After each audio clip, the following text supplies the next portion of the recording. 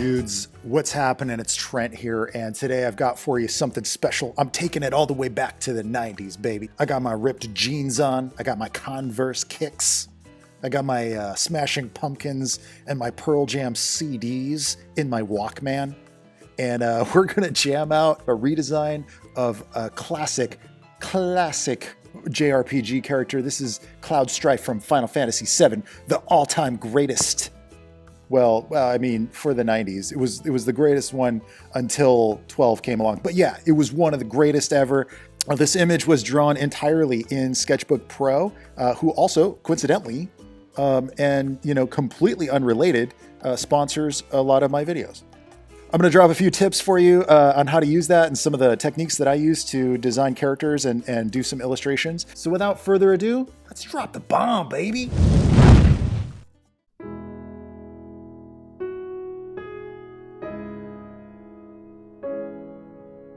Now this is kind of a monumental period of time for Final Fantasy and the history of it, because there's been last year at E3 they announced that they're doing a remake and it's a completely different kind of a game, and so this is really the last moment where Final Fantasy VII means what it means right now. I mean, the context of what the game was will forever be, in a way, almost forgotten. When people refer to Final Fantasy VII, they'll be referring to the new Final Fantasy VII, not what I grew up with and what the experience was for that period of time in 1997, or I believe is when it was. And so I wanted to be very respectful of what Final Fantasy was when I played it originally in 1997.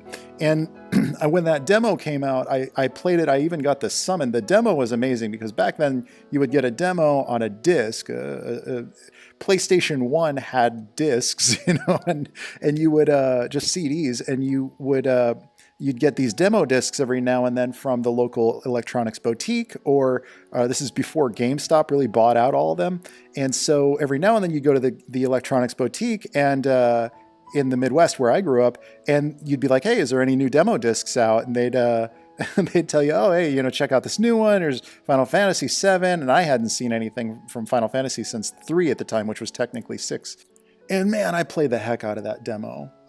I even got Ares summon, Leviathan. I think you could get the summon in the demo. I leveled up to like level 30 or something like that. I don't remember, but I played a lot of it.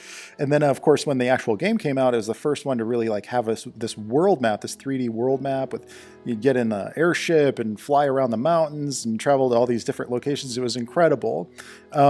But it really left an impact on me from the standpoint of wanting to really build worlds. Now, I was already a professional comic book artist at the time, and I drew a comic about a kid who went into a dream world. So for me, gaming really kind of took on a definition of sort of world building and exploring these worlds, being these fantasy world explorers. And I've carried that with me. So it was a kind of a pivotal moment for me. It was one of the first games that really inspired me to like go, you know what, I really need to be making video games. I really wanted to make video games. And I moved to California so I could do so only a couple of years later. I wanted to address one of the biggest questions while we're talking about this drawing.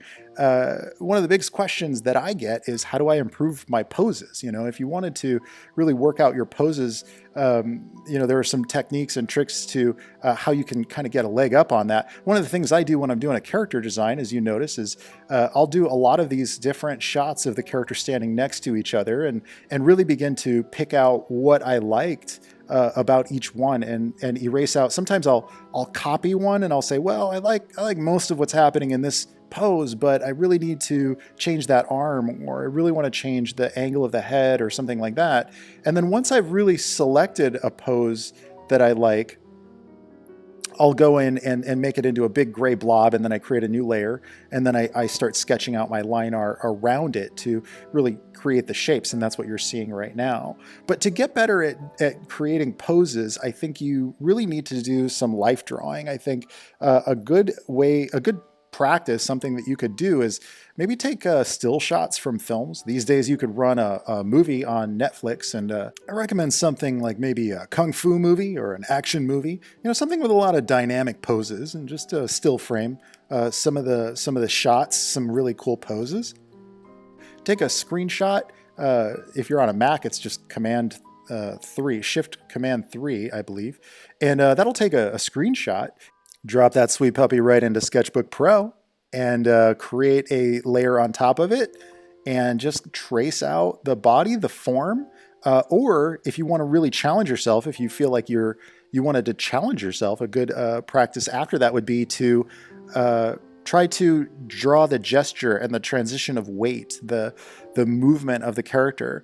Poses are all about balancing the weight of a character. Now, I know it's ironic that I'd be saying that while I'm talking about a drawing of a maybe 160-pound guy carrying a 200-pound sword.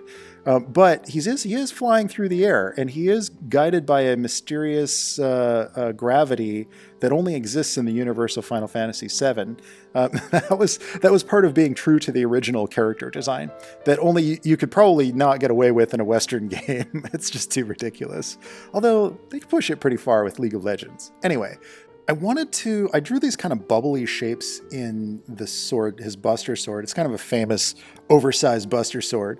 And there's some of the patterns that I had pulled off of just various different shots of Cloud from different games that he had been featured in, from Kingdom Hearts to I think he was in Smash Brothers, and there were different versions of him, but there's a few things that are consistently always true with Cloud's design, And one of the biggest things was the Buster Sword, and I had kind of made it a little too smooth. One of the things about it was I noticed that a lot of times the Buster Sword has always got these very angular kind of 45-degree angles. It almost looks like it's built by somebody other than whoever built his shoulder pads and the rest of his outfit. So it almost feels out of place on him, technically speaking.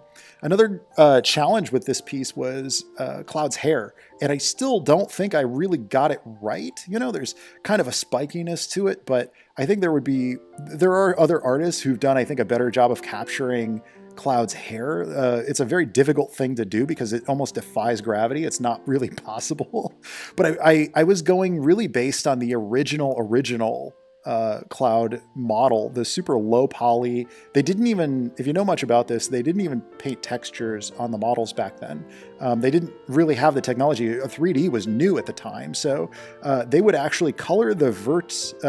So the way it works is like you can just assign a color value to different vertices, and then that's why you get this kind of like gradients, because it's just different colors at different verts, and then it would kind of interpolate whatever color in between that to create a gradient. Super confusing if you're not very technical, and it's not something you really need to worry about. It's just that I was trying to capture the essence of this really low poly character in a modern kind of a take on it. You know what I mean? And it's not that I don't appreciate the Advent Children redesign of Cloud or the stuff from the new remake, which up to this point, by the way, we haven't seen any gameplay from it, just a couple of screenshots and an intro where he jumps off of the train. So I don't know what he looks like in the new one, but I didn't want to just rely on, I'm a concept artist, I'm a character designer. I'm not going to just rely on everything that had existed before. I needed to go back to its roots. What was it originally? What was the original intention of it? And yet I also wanted to bring something new and fresh to the table that isn't just something that you'd seen before. Otherwise, you might end up with instances where the sword comes across his back in one direction, and when it comes out the other side, it's like coming at a different direction. So you want to watch those kind of things. I have a few embarrassing old paintings that I did for the World of Warcraft trading card game where I have like a character holding the handle of a weapon and it's totally crooked. It doesn't match up with the actual, the weapon that he's holding at the top part of the weapon doesn't match with the bottom part that comes out of the bottom of his hand. And that's really because of the lack of using some kind of a ruler tool.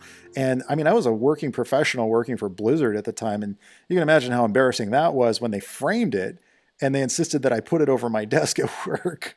Another question that I get a lot is, how do you get your lines to look more confident? And One of the things that you'll notice is that I sort of feather the line a little bit. There's multiple things that happen. One, you got to know, dudes, your lines are going to get more confident the more you draw. It's just, it comes with time. If you look at my old Creed comic book, my first drawings, it was really kind of shaky, and I didn't really, I would just draw a line once.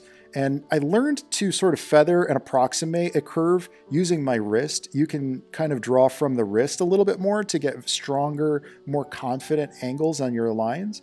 And then the second thing that you got to know is that with Sketchbook Pro, you can, if you hold down the space bar, you get a number of different options in this sort of sub menu puck that pops up, a puck that pops up.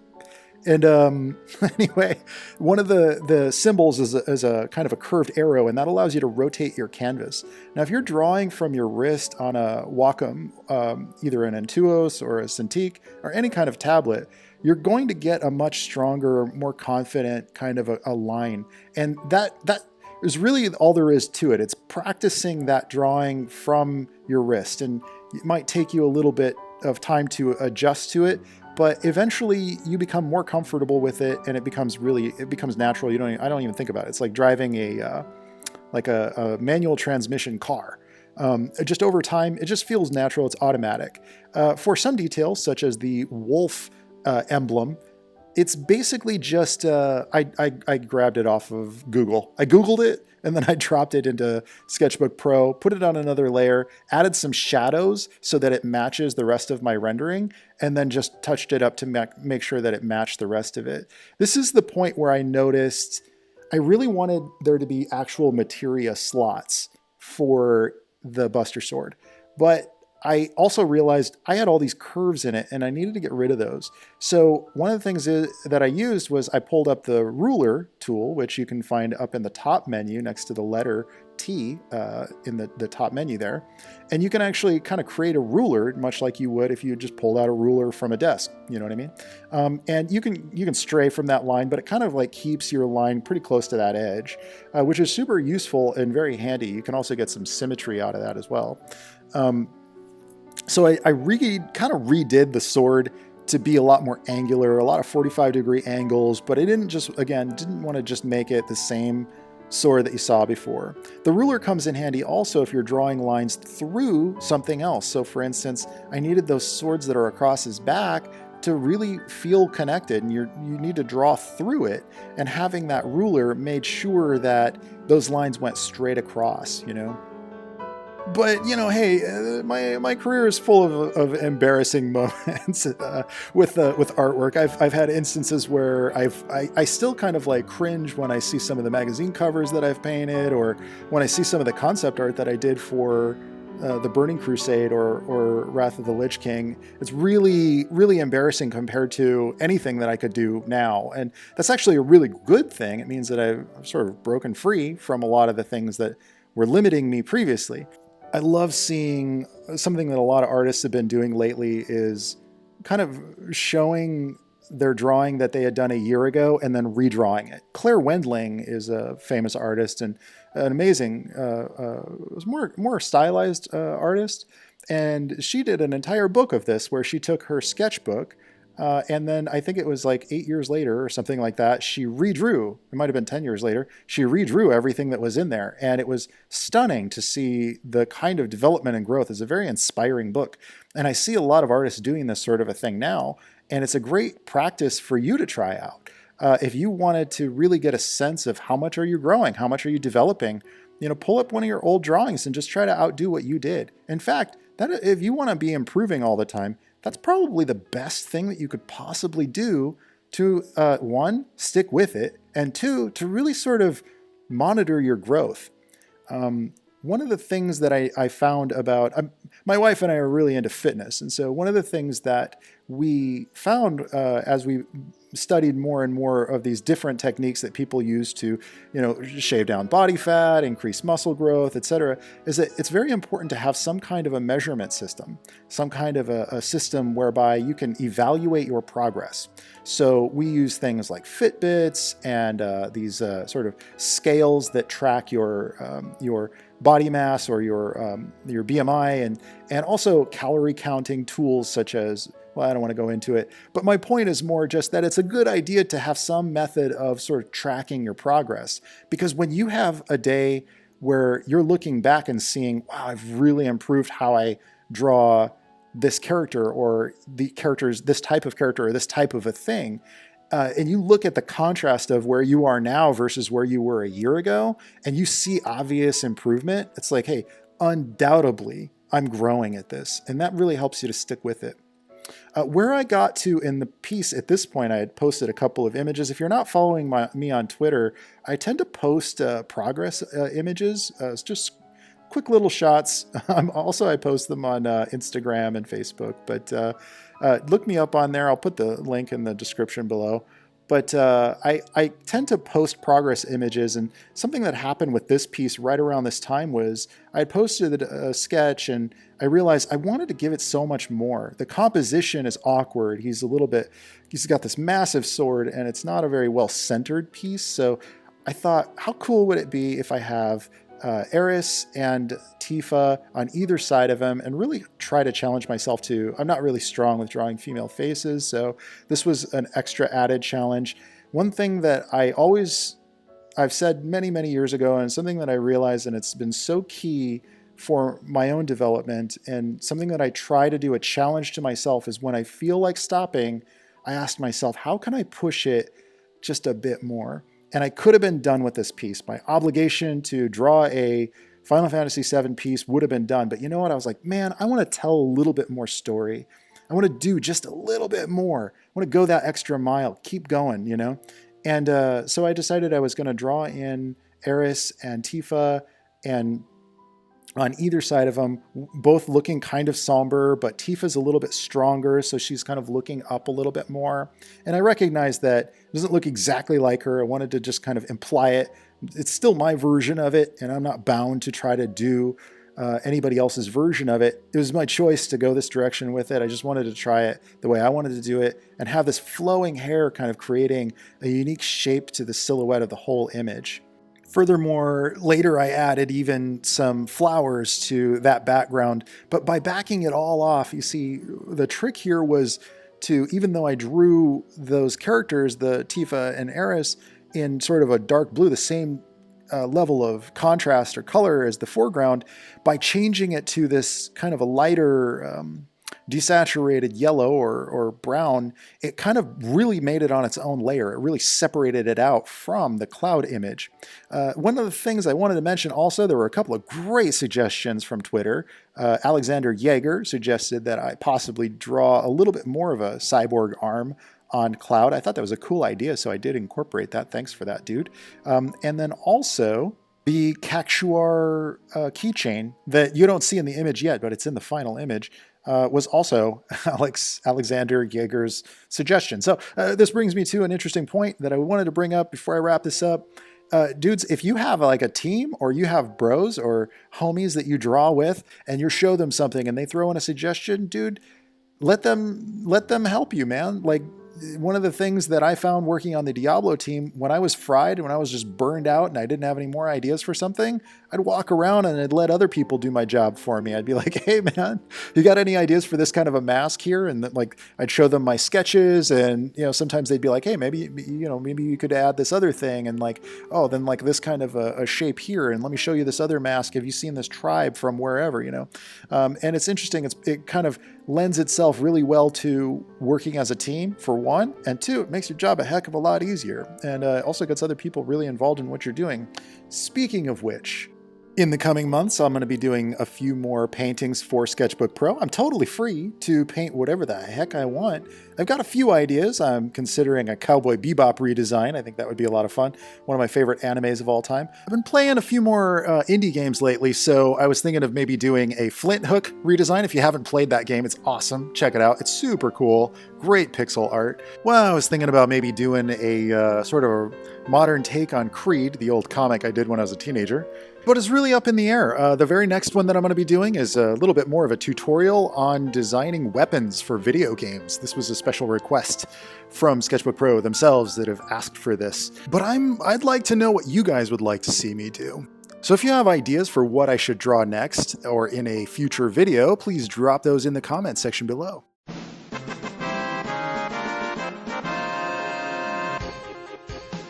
Well, that about wraps it up for Cloud Strife. If you are hardcore and you would love to see more of my in-depth tutorials, including this video, played at a speed of about 3 hours. This is a 12-hour painting condensed down to 3 hours, but you can still see all the layers and brushes that I use. Well, it's closer to real time so that you can just dissect the heck out of it and learn all of my tips and tricks. It's like you're pretty much like you're looking through my eyes. You're wearing a Trent suit. And I've just heard this, if you watch enough of my videos, eventually you even start to like smell like me. You can find all of that in my box set of tutorials, which I offer through Gumroad, which you can find in the link below. Real quick, I want to thank Sketchbook Pro for sponsoring this video. And dudes, it was so much fun to do this. I want to thank you for coming along for the ride. Dudes, remember, if you're gonna draw emo JRPG dudes with funky haircuts from the 90s, draw some emo JRPG dudes with funky haircuts from the 90s with some freaking passion, man. All right, that about does it for me. All right, ciao.